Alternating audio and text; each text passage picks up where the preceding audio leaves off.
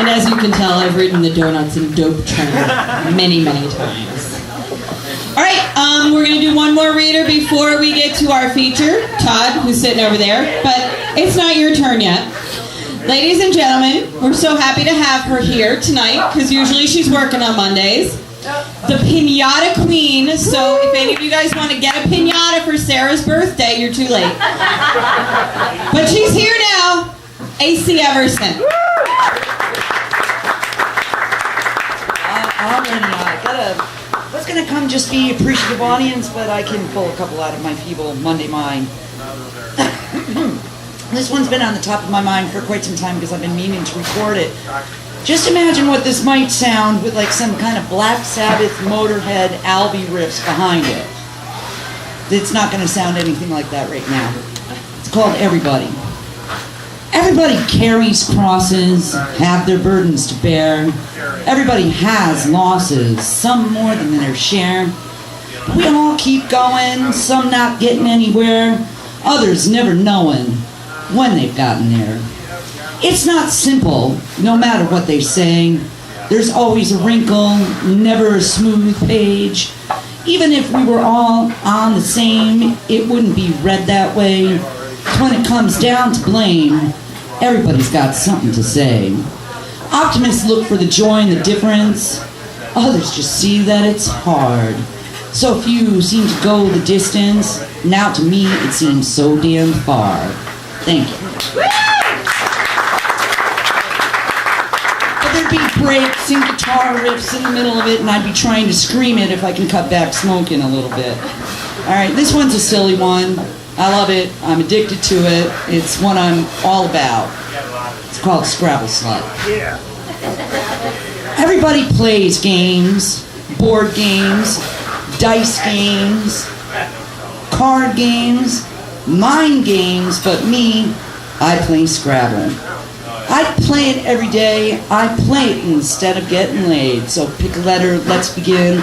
I don't even care if I win, because you know what? I'm a Scrabble slut. 3 E's, 2 I's, an O, and a U, looking in the vowel dumps, wondering what to do. I throw an E on bar for 6 lousy points. I think it's time I smoke another joint because I'm a Scrabble slut. I'm a stoner and a Scrabble slut. I hope to get the Z on the triple, the X on a double. If I pick another vowel, I'll be in trouble, but that don't bother me none. Because I'm having fun, because you know what? You're a Scrabble I'm a Scrabble slut. Thank you very much.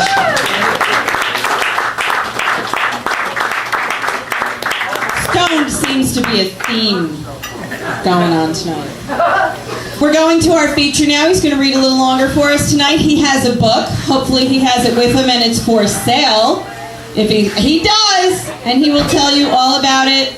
Ladies and gentlemen, we're really happy to have tonight as our feature, Todd Fabozzi. Come on up, Todd!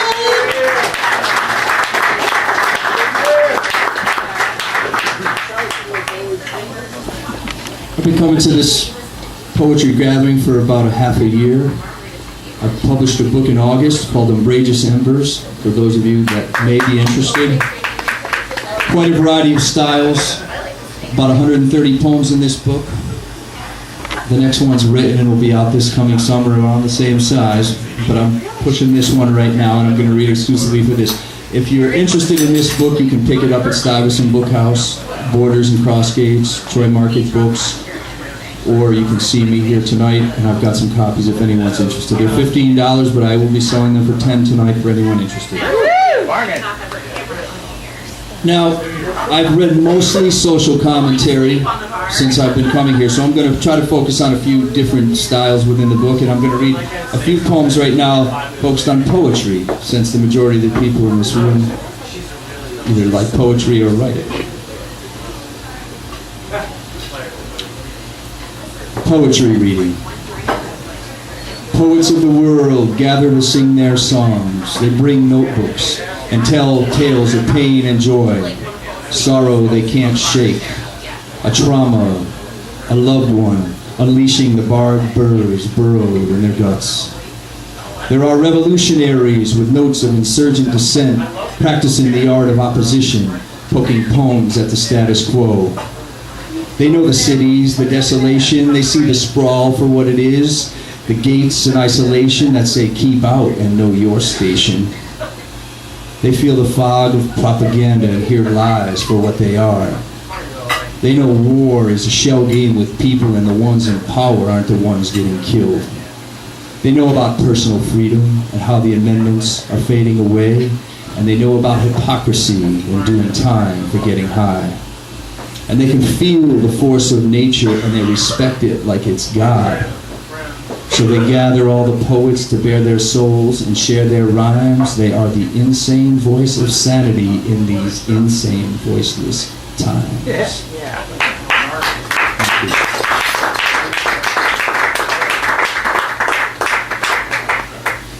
The gift. The open notebook sits like a beggar's hand, asking for a gift from heaven. A blank page, a pale face pleading with torn fabric and black smears of misdirected wanderings. Some days it is an empty hand waiting with a growl in the bowel of a starving soul. And some days it is overheard words, the prose of street talk, or the tragic headlines that wrap shoeless feet. And there are hallowed days when a gift is placed into waiting hands like an unexpected Valentine in a big red bow. Little teardrop flames revealing pre-recorded messages. With words like timeless tunes, talking, taking tours, touching teardrops, cry for new tomorrows. Celestial gumdrops, placed softly as if from angels, sowing starlight seeds that burst forth like bright rainbows. So you bow down, kiss the ground, and let tears of gratitude flow for the sustenance and symbol that there is something beyond this hard pavement and this blank page.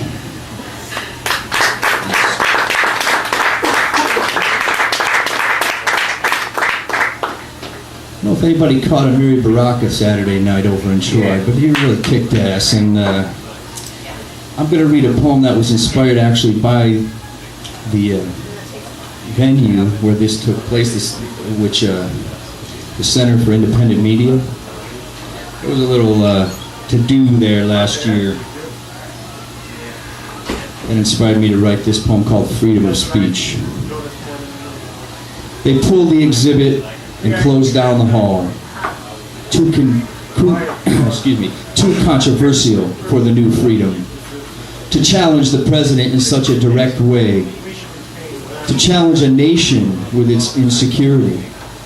To challenge free speech by using it. To confront so directly leaves them stuttering with rage.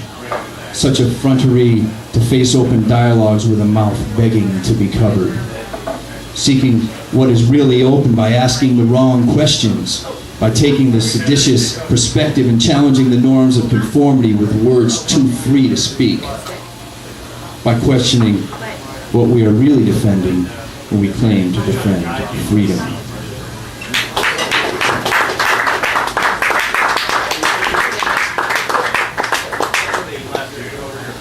All right, this one will change tones a little bit, a little rhymey, a little fun here, and a tribute to my fellow, I was going to say citizens, but I'll say consumers. This is called Bankrupt. Welcome to the land of more, where we never have enough. It's a place of enchanted images dangling from a screen, insatiable needs manufactured to entice youth, fame, and fortune, sweet beauty for a price. There's a dream house that should be yours and a fancy car to envy. There's a trophy wife with big fake boobs and sugar daddy spending. There's the neighbors talking and you hope they wish they were you, all trying to top each other in the race for something new. And if you can't afford it, you can borrow and pay tomorrow. And if the debt is crushing and the repo man is calling, and if the power has been shut off and you just feel like bawling, don't you worry, you're not alone in the land of not enough, where all the best consumers of my generation have gone bankrupt.